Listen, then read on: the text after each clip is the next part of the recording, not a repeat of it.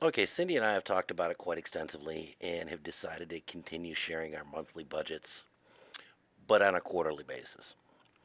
That we decided to do that because the month-to-month expenses, they really don't change a whole lot for the basic necessities.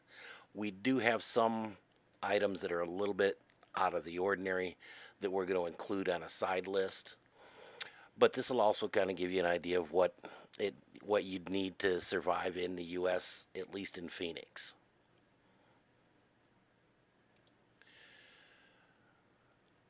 Our mortgage has always been 644 because we budget 322 a month, which was half of the payment, or 322 a paycheck. We actually did a refinance this month, and so our September's is a little bit lower, and we don't have a payment due until November. So our October's is actually going to be zero, and then a new payment starts then. And it didn't go up significantly anyhow. Our electric bill, again, is pretty consistent. We budget every 2 weeks, half of the bill every 2 weeks, so that we just know how much of our paycheck to set aside for it. That's why you wind up with a little bit of variance in here, because these 2 weeks both had five paydays in it.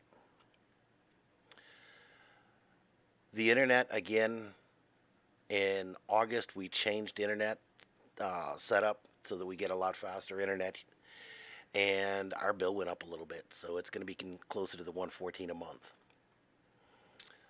The water bill is erratic. That it just depends on how much water you use. The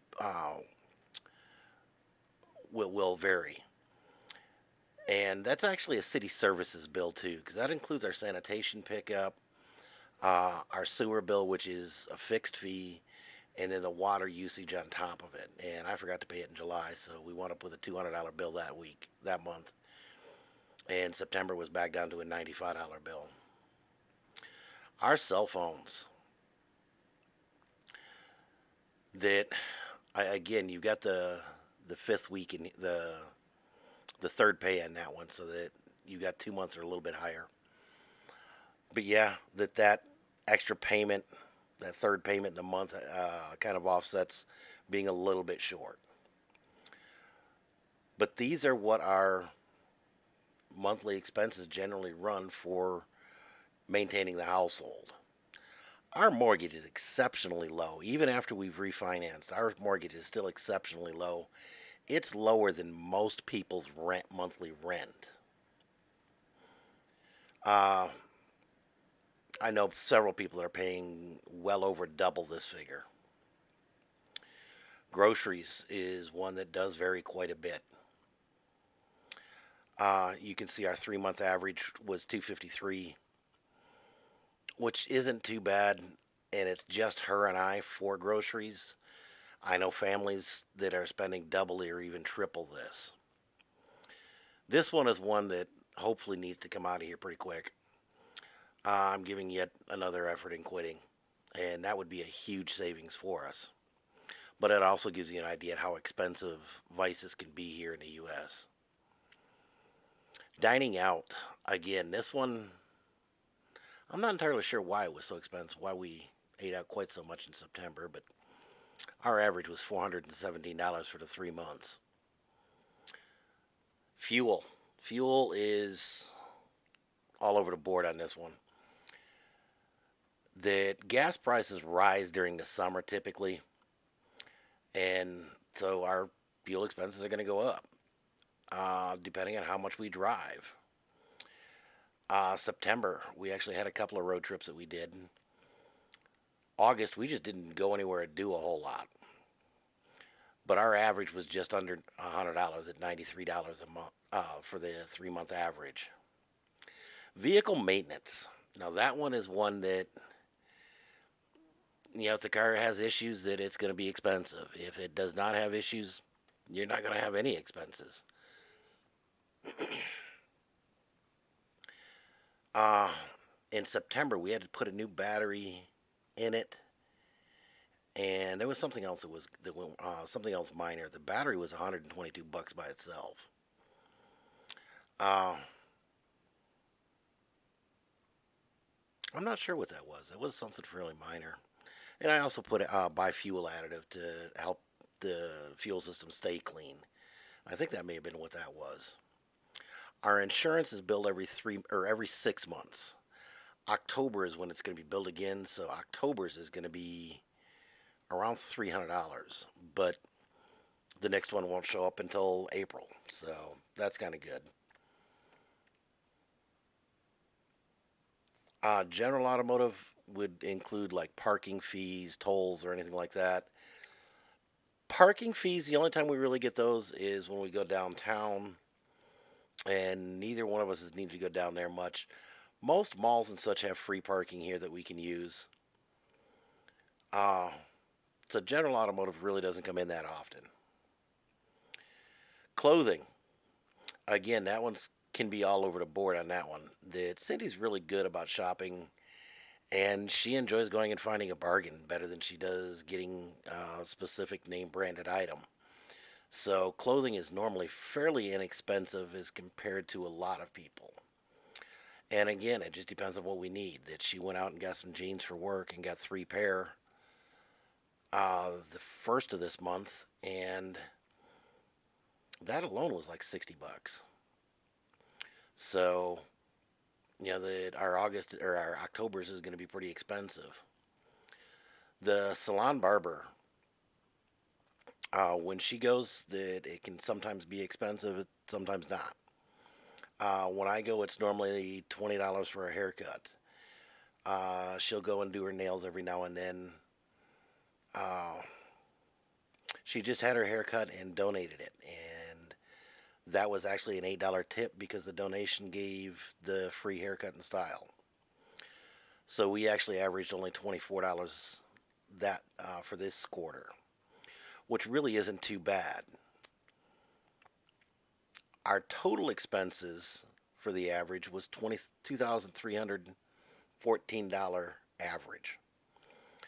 But that comes out to 125,557 pesos at a 54.26 exchange rate, which was the exchange rate that I found as I started this video. Now, I told you we are going to include some expenses that were non-ordinary.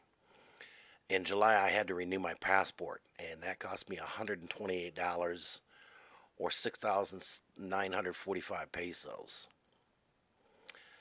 In August, we went to the dentist, and between us, we had a $711 dental bill after insurance,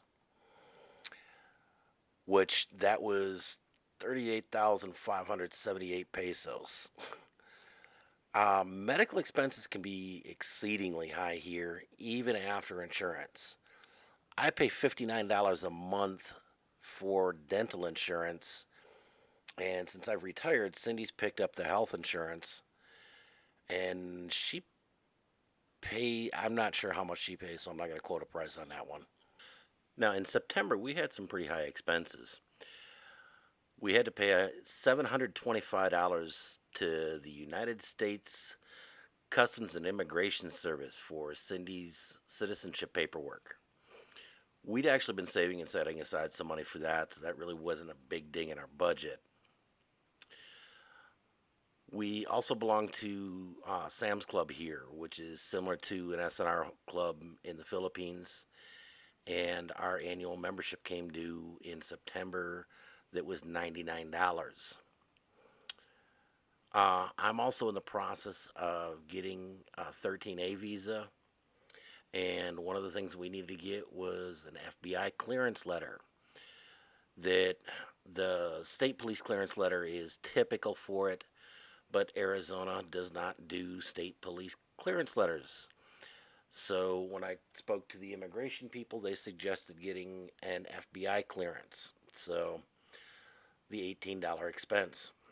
Also, the lab fees that we had to pay for the medical that goes along with it was $164.25 for the miscellaneous lab fees for the tests and such for the physical that goes with it.